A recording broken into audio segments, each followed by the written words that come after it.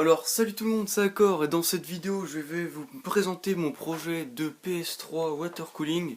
Donc alors je me base sur une PS3 Slim 2004A.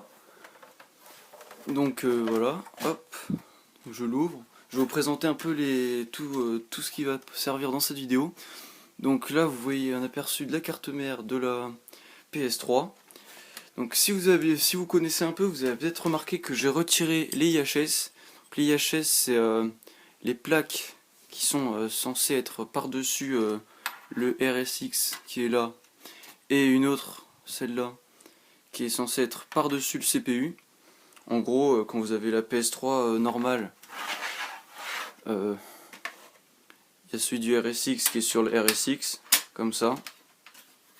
Donc il est collé, hein, j'ai dû les désenlever, c'est pas facile à faire. Et celui du CPU, bah, il est sur le CPU, hein, tout simplement. Donc moi je les ai enlevés pour qu'il y ait une meilleure conductivité thermique avec le water block. Donc attendez, je vais vous montrer tout ça. J'arrive à l'enlever.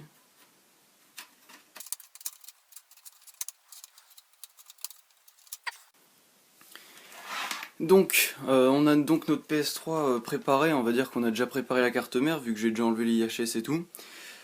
Donc pour faire le système de water cooling, donc je vais avoir besoin de deux water blocks comme celui-là. Donc l'autre il est sous le module Peltier là. Vous voyez. Donc cela, je vais devoir modifier un peu le châssis de la carte mère, donc la plaque en métal là qui est au-dessus. Je vais devoir faire en sorte que ça puisse prendre la forme des deux sorties, enfin de l'entrée et de la sortie. Donc, en gros, il y en a un qui sera placé peut-être comme ça ou alors comme ça, et l'autre qui sera placé comme ça. Et en gros, bah voilà, donc ça sera directement posé sur le CPU et l'RSX. Et en gros, pour le fixer, après j'utiliserai cette barre là, une longue barre que j'avais achetée à Castorama. Je la couperai de la bonne dimension pour que ça puisse prendre, pour que le waterblock soit bien plaqué sur les processeurs. Et donc voilà, donc il faudrait que je coupe les bonnes dimensions pour bien les plaquer. Ensuite, je vais vous parler du système de water cooling que j'ai. Donc ça, c'est des trucs que j'ai acheté sur internet pour pas très cher, hein, j'ai acheté ça sur eBay. Donc on a le radiateur ici, on a la pompe qui fait réservoir ici, et on a donc le water block que j'ai accroché à un module Peltier pour tester le système de refroidissement. Ça a l'air de bien fonctionner en tout cas. Donc je vais vous expliquer rapidement comment ça fonctionne, un truc de water cooling, donc c'est pas compliqué, hein. On a une pompe là, avec le réservoir, donc vous voyez qu'il y a de la flotte dedans. Moi j'ai mis de l'eau déminéralisée parce que c'est pour que ça évite d'endommager et de corroder l'intérieur des parties métalliques, par exemple pour le refroidisseur ou les water blocks. Et en gros c'est tout simple, on a donc notre water block qui va être relié au CPU ou au RSX de la console. Donc forcément ça va chauffer, donc ça va faire chauffer le water block. Le water block lui il va être plein de flotte d'eau déminéralisée. Donc ce que ça va faire c'est que le water block va chauffer avec l'eau qui est dedans. La pompe elle va faire circuler l'eau dans tout le circuit. Donc l'eau, forcément, vu que le water block chauffe, l'eau va forcément chauffer. Donc en gros, ça va faire chauffer l'eau du circuit. Et le radiateur, lui, ce qu'il fait, en fait, c'est que l'eau passe dedans. Et que, en fait, lui, il va chauffer. Et pour le faire refroidir, on a juste à mettre un ventilo pour que ça souffle l'air chaud à l'extérieur. Et du coup, vu que l'air chaud du circuit va être enlevé, en gros, votre liquide, il va rester la plupart du temps froid, quoi. Enfin, une température raisonnable, on va dire. Et du coup, voilà, c'est pas compliqué. Donc, je crois que je vous ai expliqué quand même la plus grande partie des trucs, hein. Après, voilà, ça va être juste pas mal de bricolage.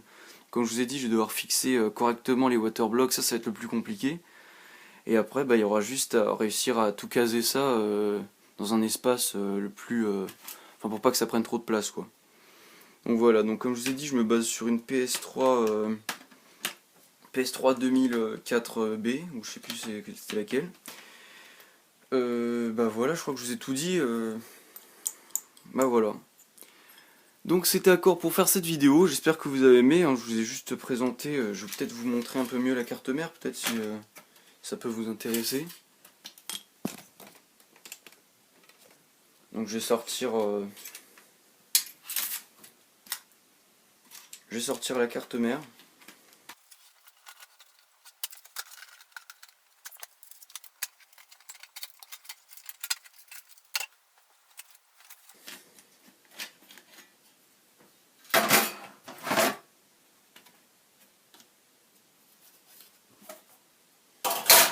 Donc voilà la carte mère.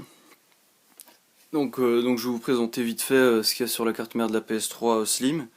Donc ici on a le CPU, ou alors appelé Cell, hein, comme il est écrit sur la plaque IHS. Je sais pas si on va bien voir, faudrait que je fasse un focus.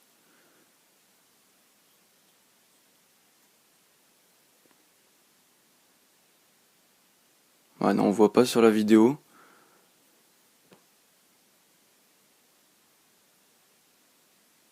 Enfin bref, il y a écrit Cell, donc ça c'est l'IHS du processeur. Et donc là c'est le RSX, donc là on voit un peu mieux par contre. Reality Synthesizer. Et donc ça c'est sur le processeur graphique de la console. Donc on a aussi sur la carte mère, on a la NAND là qui est très importante quand on veut craquer la console. Donc ça c'est la même chose sur toutes les machines, hein, quand on veut modifier, par exemple un iPhone c'est la même chose. Donc la NAND c'est un peu comme un BIOS quoi. Il y a pas mal d'informations pour la console. Enfin bref, je vais pas trop m'attarder là-dessus. Je vais peut-être vous montrer un autre truc aussi, c'est une autre carte mère de PS3 que j'ai. Par contre, j'ai flingué le CPU. Donc je vais peut-être vous la montrer. Sinon, là, je vous ai parlé aussi la RAM de la console ici. Et je crois que de l'autre côté, c'est la même chose. Ici. C'est des barrettes de mémoire. Enfin, des modules de RAM, quoi. Et ici, on a ceux alloués uniquement pour le processeur graphique. Donc là, c'est de la RAM, mais elle est uniquement pour le processeur graphique. Là, on a la carte réseau, carte Wi-Fi et Bluetooth, je pense. Et voilà, donc comme je vous ai dit, les waterblocks, ça sera placé un comme ça et l'autre comme ça. Et bah voilà. Donc je vais vous montrer l'autre carte mère que j'ai flinguée et je vous dis à tout de suite. Donc nous revoilà, je suis avec ma deuxième carte mère qui est cramée par contre. Et donc ça c'était celle que je viens de vous montrer, hein, et ça c'est la nouvelle, enfin celle qui est cramée. Donc je vais vous expliquer pourquoi, donc vous voyez aussi que les IHS que je les avais enlevés. Donc on voit bien. Et donc ça c'est une révision plus récente, c'est une 2504B je crois. Donc c'est une version, une révision plus récente de la carte mère. Et en fait le problème il est que quand j'ai enlevé l'IHS du CPU, en fait je sais pas si vous allez bien voir sur la vidéo, je pense pas, mais enfin de toute façon j'ai écrit CPU HS. Hein. En fait si vous voyez bien il y a des micro-rayures, j'ai fait des micro-rayures en détachant l'IHS. Je sais pas si vous voyez par exemple, je vais prendre avec un petit truc pointu. Je vais vous montrer. Donc j'avais fait des cercles de toute façon hein, pour bien voir. Donc là où il y a les cercles, là vous voyez qu'il y a une belle rayure là, une belle rayure là. Là on en a une aussi. Et en fait juste à cause des micro-rayures que vous voyez sur le CPU, en fait ça a coupé des circuits. Je sais pas si vous voyez les petits traits verts là que vous voyez. Et bah chaque trait vert c'est un petit circuit, encore je crois que c'est encore plus petit que ça. Hein. Mais et en gros bah là à cause des rayures qui sont à la surface, en gros la play en gros il s'allume 3 secondes et freeze quoi. Enfin et crash. Enfin et s'éteint quoi. Du coup ouais je me suis bien renseigné, hein. J'ai fait des tests avec l'autre et tout. Et du coup ouais j'en ai conclu que c'était à cause des micro rayures là qui ont coupé des pistes du processeur. Donc pour réparer cette carte mère là, la seule technique qu'il faudrait que je fasse, en fait ce serait de dessouder tout le CPU. Donc il faudrait faire une sorte de reflow, ou je sais plus comment ils appellent ça, un rebillage là, mais en gros il faudrait carrément virer le CPU, en prendre un autre qui soit compatible, et de le ressouder à la place. Donc en gros je suis vraiment dans la merde avec celle-là. Sinon il y a quoi en tirer, si vraiment je peux pas faire l'histoire du CPU, Je pourrais toujours en tirer quelques euros en récupérant le CID sur la NAND qui est là. Comme je vous avais montré tout à l'heure, hein, c'était juste à côté là. Je vais vous la sortir.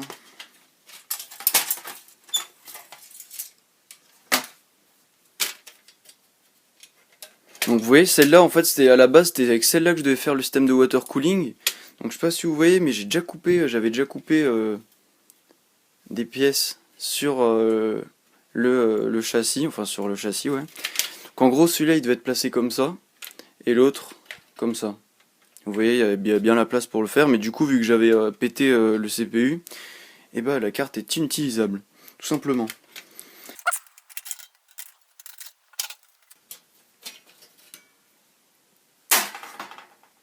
Donc voilà, là on a la NAND ici, donc c'est ce qui sert à craquer la console, etc. comme je vous ai dit tout à l'heure. Et bah voilà, donc là une carte mère HS.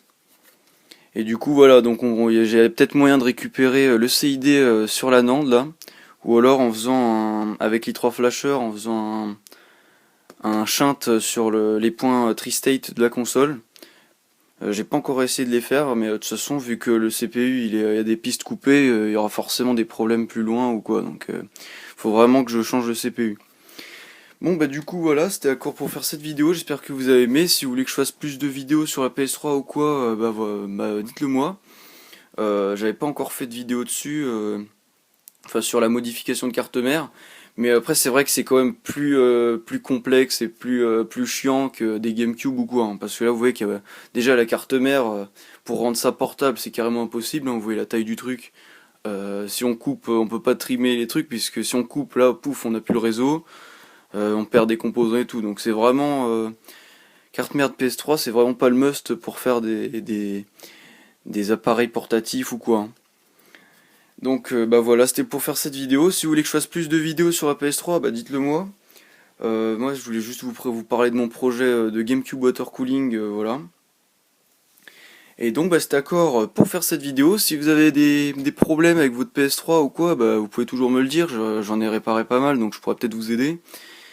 Sinon, bah voilà, c'était d'accord pour faire cette vidéo, j'espère que vous avez aimé.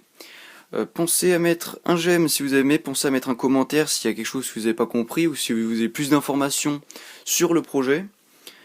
Et pensez à vous abonner pour voir d'autres vidéos sur d'autres consoles ou bien des autres vidéos sur la PS3. Ou alors pour voir les avancements de ce projet de PS3 Water Cooling.